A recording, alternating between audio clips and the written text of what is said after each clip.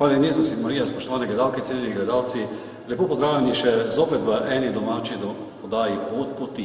Tokrat sem v Marijinem svetišču na Stari gori, kjer sta me mama Ata pa tudi dedek pripeljala v to svetišče, kjer sem pravzaprav še bil takrat mali. Sedaj pa lepo pozdravljam tukajšnjega mežnega gospoda Franca in Bog pa živi v naši domači oddaji Pot poti. Lepo pozdravljeni v naši sladkogorski Marijini Božje potni cerkvi. Prosim, če se lahko na kratko predstavite našim gledalcem oddaje Pot poti. Morda poveste, kako se da priti z avtom k vam, iz katere strani, oziroma kje sem danes jaz vaš gost. Jaz sem mežnar v sladkogorski cerkvi, ki odpiram in zapiram cerkev za maševanje, krste, pogrebe.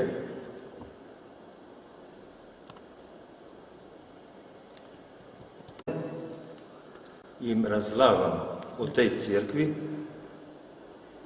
baročni, ki je najlepši piser v Sloveniji.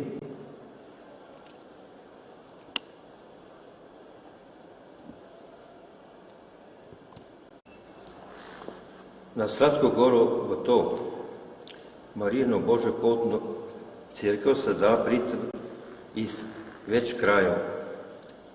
Prvo, po avtocesti Ljubljana-Maribor krenemo iz Slovenskih Konjic za Draže vas, Žiče, Loče, Poljčane, Mestinje in Sladka Gora je tu. Druga varianta je pa tudi iz Celja. Gremo iz avtoceste Dramlje, Šentjur, Ponikva,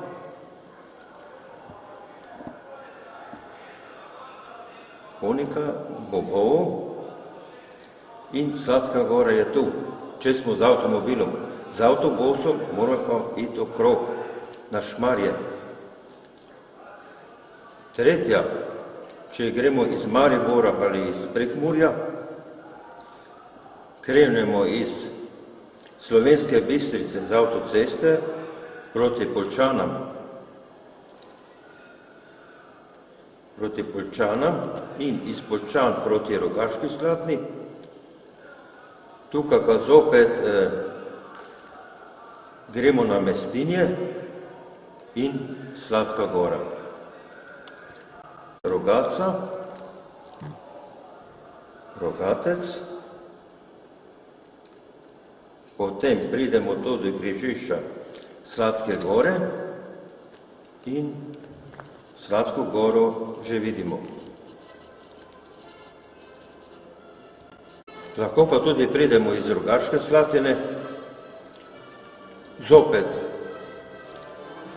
proti Šmarjem, ampak prej skrenemo desno za Sladko Goro Mestinje.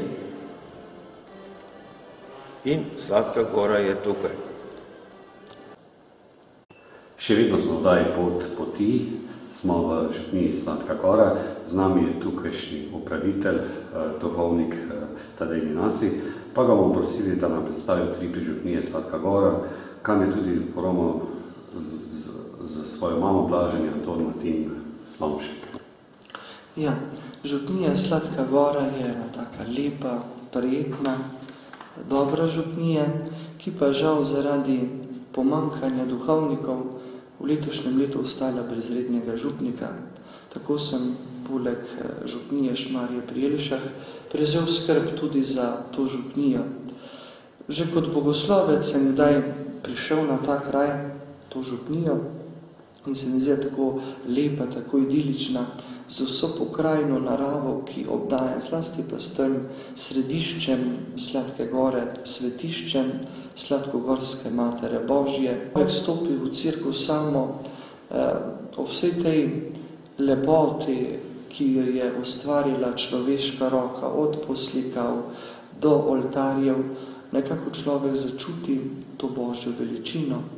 Zlasti pa, ko se nekako ozre v glavni oltar, kjer nekako domuje Sladkogorska Mati Božja s tisto svojo milino, in ko nekako človek se ustavi ob knjigi vtisov in spominov, v katero zapisujejo romarji svoje občutenja, potem vidiš, koliko ljudi, tako mladih, starejših, družin nekako prihaja iz vse Slovenije, tudi iz tujine, občudovati to svetišče in nekje človek kar začuti to Marijino bližino, Marijino mogočno priprošnjo, varstvo in pomoč.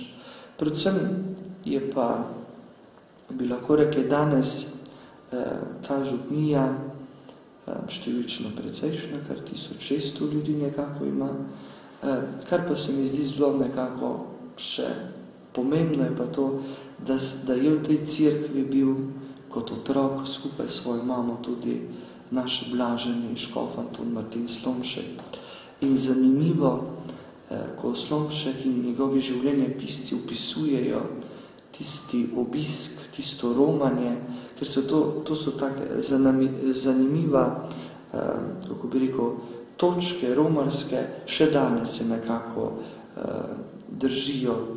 Se pravi Sladka Gora, potem Tinsko in pa Šmarje pri Jelšah in Sveti Rok.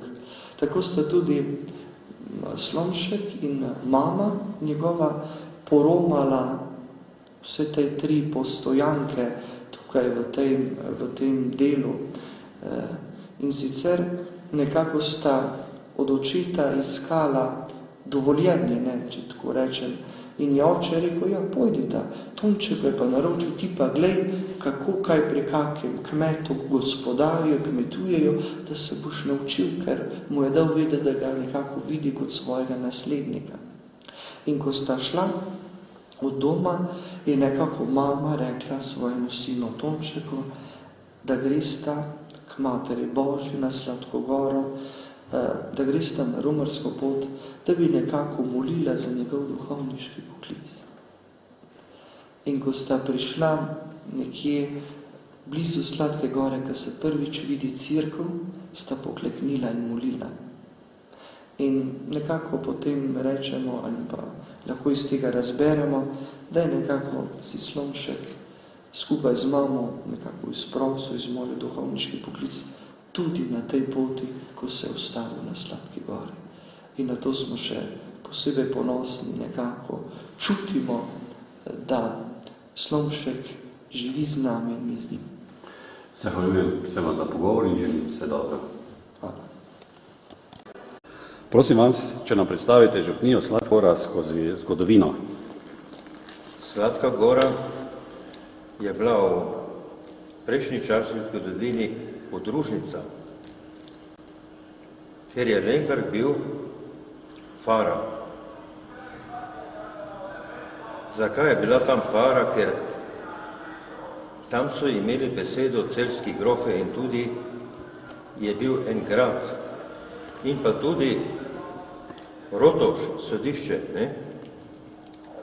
In potem so začeli graditi to cerkev na temelju stare gotske cerkve Svete Marjete. 1743, 1754 jo je posvetil takratni goriški nadškof Karel Mihael Atens iz Gorice. Ravno takrat je nadškof imel vizitacijo v Lembergu. In pri tem delu je posvetil to Sladkogorsko cerkev, ki je postala župnija. Župnija in cerkev posvečena Sveti Mariji.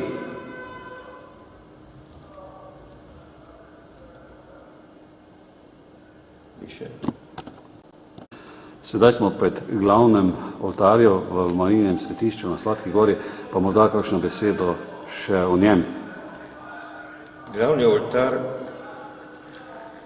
Za glavni oltar se ne ve, kdo je majster.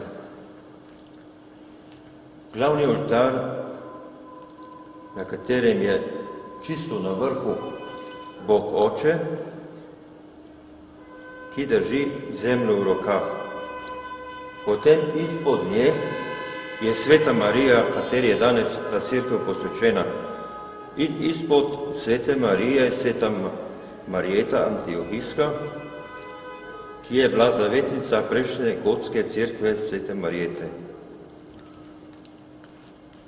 Na glavnem oltarju še imamo 4 svetnike. Iz cerkve v rokah je sveti Ožbalt, ki je zavetnik živine, zato so ga postavili predniki na glavni oltar, ker tu je v glavnem živinoreja, vinogradništvo, poljedelstvo. Na sredini sta starša Svete Marije, Joachim in Ana, in z žezlom v rokah je Henrik II., nemški cesar, ki je vladal 1002 do 1024.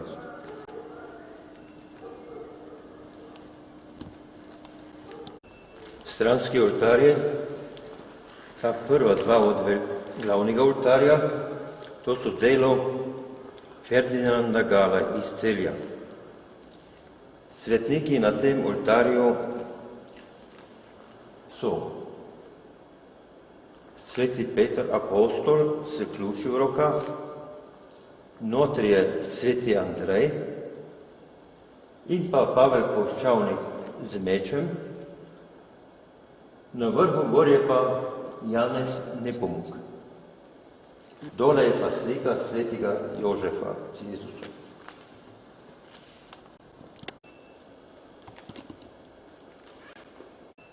Drugi stranski oltar od majstra Ferdinanda Gala so pa naslednji svetniki.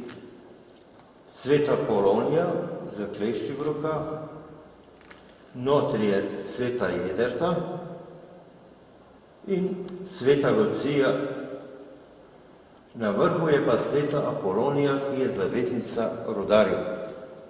In še pa Slomškova slika. Martin Slomšek in njegova mama, ko je še bil otrok, so romali na Sladko goru 12. na 13. avgust, ki je tukaj glavno romanje, kar je bilo včeraj in predvčerajšnji.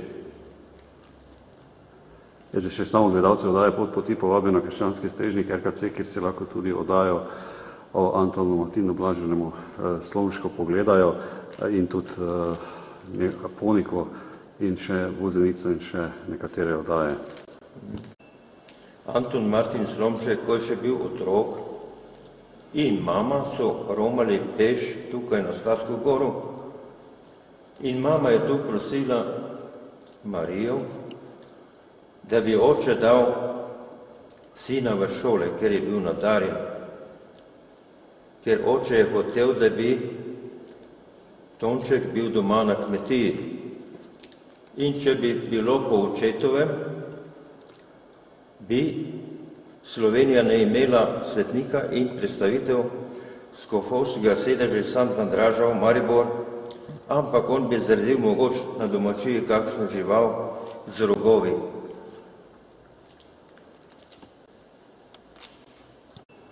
To je slika, ki je edinstvena v Sloveniji, ki predstavlja trojedinega Boga, Marijo, od spodaj so svetniki. In ta slika je že bila na razstavi v Ljubljani in v Berlinu, saj je bila odsotna 3 leta. Prišnica tukaj na Sladki gori ni tako, kot je v drugih cerkvah, kjer prikazuje 4 evangeliste s knjigami, ampak so naslednja znamenja, kar pomeni vera, upanje, ljubezen in zvestoba. Križ je vera, upanje je morsko sidro, ljubezen, kar je največje v življenju, je pa kelih, in pa trdnost zvestoba drevo.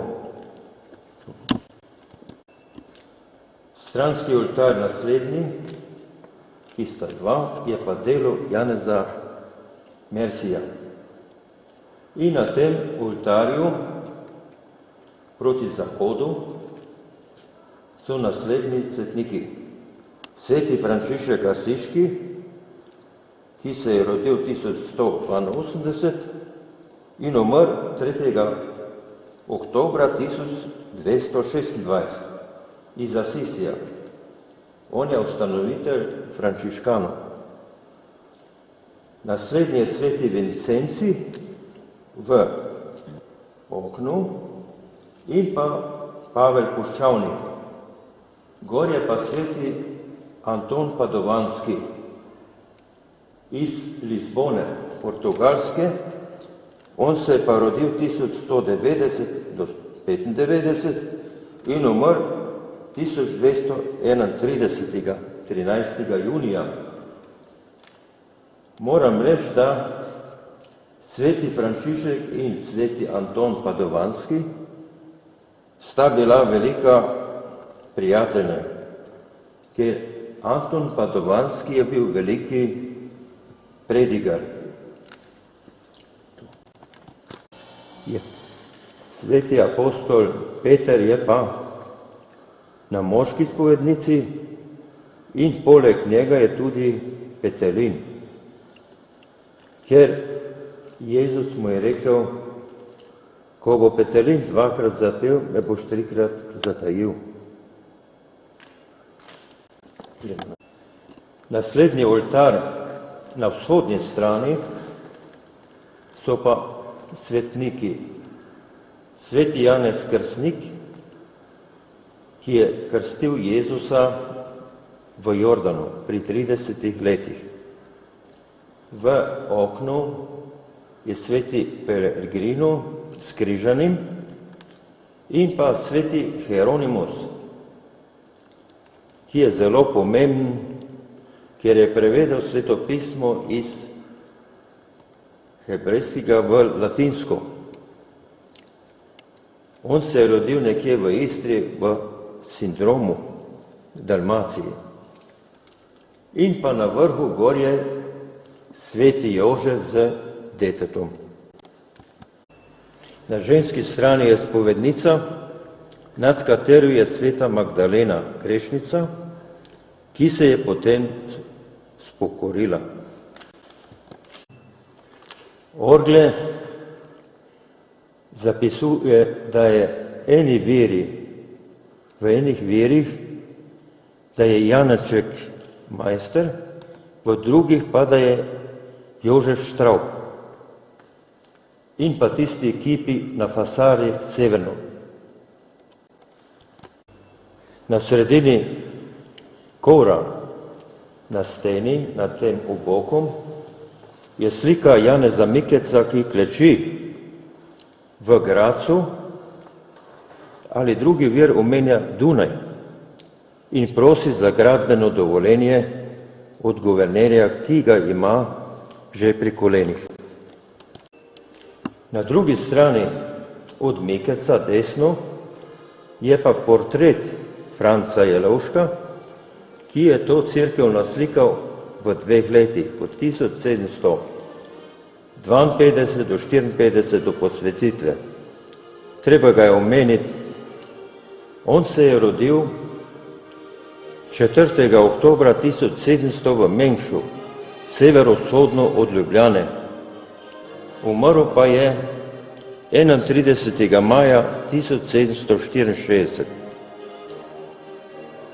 On ima tudi še druga dela, kot so na primer v svoji farni cerkvi, potem v Ljubljani v cerkvi svetega Petra in tudi na Hrvaškem, če gledamo iz Primorske, v Bujama in še 2, in na Skaručni in pri Kamniku. Na levi strani kora je pa par bolnikov. V tej cerkvi in teh freskah so v glavnem nesreče, bolezni, ozdravljenja in čudeži. Tako da imajo te freske tudi medicinsko razlago. Glavni obok predstavlja 4-letne čase, če začnemo od glavnega oltarja, spomlad, poletje, jesen, spravljanje pridelkov in zima.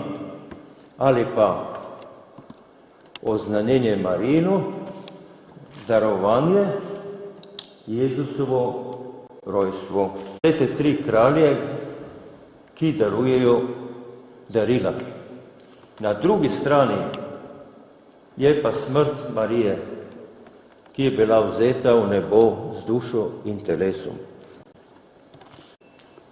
Slika na vzhodni strani nad oltarjem so zopet 2 nesreče. Tu vidimo žensko, ki hoče pasti v vodnjak, narisan je škaf. Na drugi strani ženska, ki pada iz strehe. Na zahodni strani nad oltarjem je pa podivjani konj, z katerega je padel jezdec in mu lije kri iz glave. In pa vas, ki gori, saj se vidi, kako je zamegljeno in v plamenih. V tem krogu izpred prezbiterja, glavnega oltarja, so zopet 2 nesreče, prikazuje enega, ki je pojedel žebo, ga je izplunil in ostal pri življenju. Na desni strani pa je deček 10-letni, ki je slep, in ena utopljenka, ki je padla v škaf. V prezbiterju, čisto na vrhu v kupoli, je pa freska o Bogu Očetu, Kristus, Svet Duh in Marija in pa angelčke. V prezbiterju so naslednje freske: Sveti Ambrož v škofovskem oblačilu, Monika v temnem oblačilu in pa Sveta Marjeta, ki sedi na zmaju, kar pomeni, da je premagala zlo, greh, in pa gradnja sedanje cerkve in prejšnje. Slika poševno v prezbiterju prvo pomeni oznanjenje Marijino. Naslednja freska pa predstavlja rojstvo Jezusovo. Tretja slika pa predstavlja sveto družino. Četrta slika je pa brezmadežna. So še pa 2 slike, ena v zakristiji in pa ena nad zakristijo, ki je tudi naslikal Franc Jelovšek. In pa moral bi še omeniti sliko izpod kora, ko pride. Izpod kora je pa tudi ena zanimiva slika Marijine podobe. Pravijo, ko gre roman notri, je Marija vesela, ko gre ven, je žalostna. Ko pa vprašam marsikaterega, pa vidijo različno. Vzadje je še pa Marijin kip, Luške Matere Božje in pa pastirica Bernadette. Ta kip je nošen v procesijah, ki ga nosijo 4 ženske v belih oblačilih. Morda bi sedaj naše gledalce zanimalo, kdaj imate svoj župnijski praznik na Sladki gori? Na Sladki gori se obhaja glavni praznik na 12. in 13. avgust. To, kar je že bilo pred 2 dnevoma. Sedaj bi vas pa prosil, tukaj je okolica župnija zelo lepo urejena. V naših oddajah Pot poti še nismo donekle govorili o delu Mežnarja, pa bi vas sedaj prosil, če bi za naše gledalce oddaje Pot poti povedali, kaj pravzaprav delo Mežnarja zavzema, verjetno to prvo častno delo pri Bogu in za ljudi. Tukaj moje delo na Sladki gori je, kot Mežnarja, da odpiram in zapiram cerkev za romarje in pripovedujem o tej cerkvi, o tej lepi cerkvi, ki je edinstvena, baročna, najlepša v Sloveniji. Pripravljam za maše, potem urejam okolico, vrt. Imate pa pri vas nedeljske svete maše. Nedeljske svete maše imamo ob 8. prva, za žive narejene farane in ob pol 11, ki je vedno po istem sporedu. Žal se bliža konec te naše lepe oddaje o predstavici župnije na Sladki gori. Morda še kakšna sklepna misel, povabilo? Tukaj bi povabil romarje, posameznike, ki bi jih Marija želela, da se jih zahvalijo v svojem življenju ali imajo kakšno prošnjo.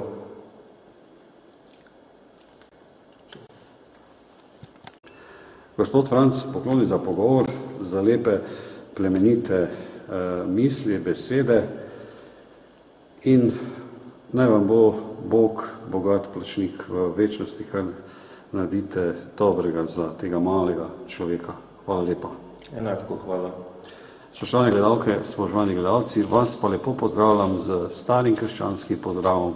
Hvaljen Jezus in Marija in lepo povabljeni na romanje na Sladko goro. Nasvidenje. Višo Marija, moje veselje, viš moje želje, ljubil bi te.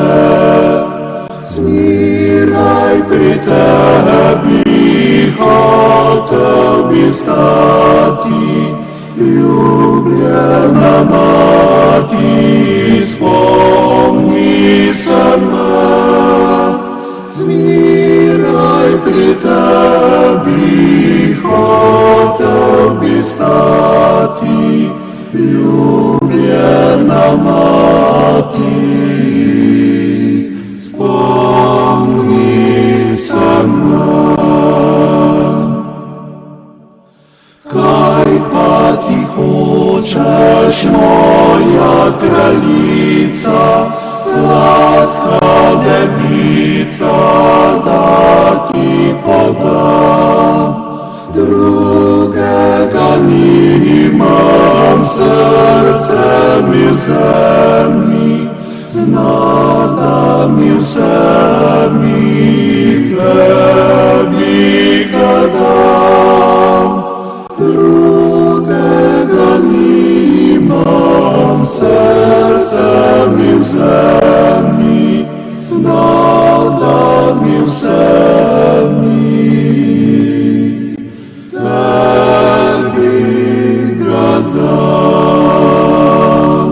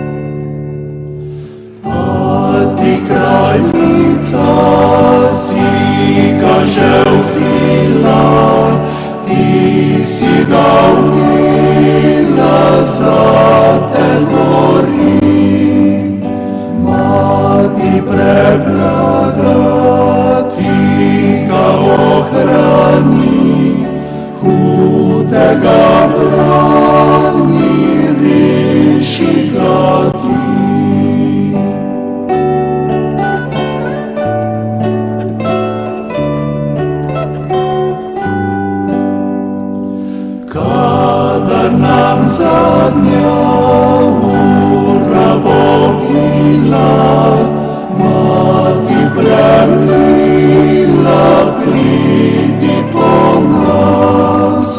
Ti takrat vodi v raj nas veseli, tam bomo peli hvala ves čas.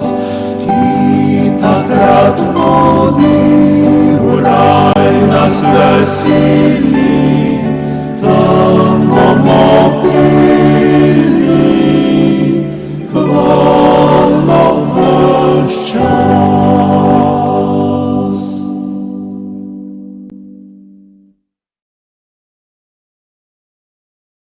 Višo Marija, moje veselje, viš moje želje, ljubil bi te.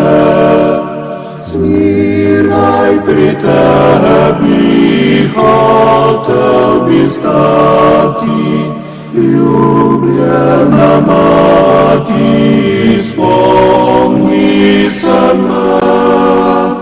Zmiraj pri tebi, hotel bi stati, ljubljena mati, spomni se me.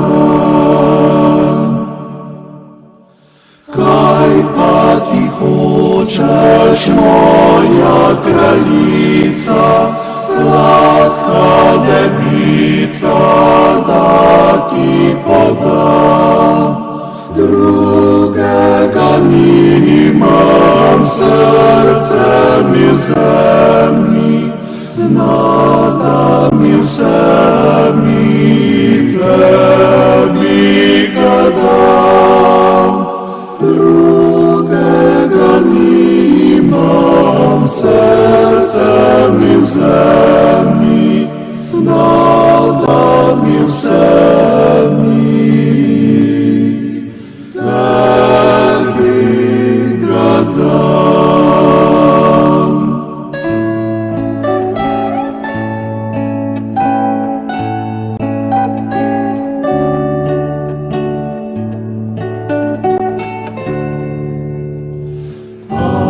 Ti kraljica si ga že vzela, ti si ga umila, zlate gori.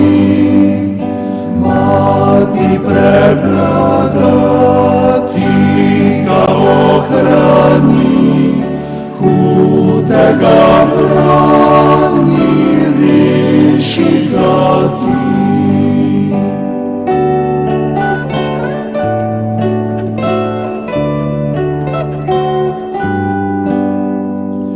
Kadar nam zadnja ura bo bila, mati prelila, pridi po nas. Ti takrat vodi v raj nas veseli, tam bomo peli hvala ves čas. Takrat vodi v raj nas veseli,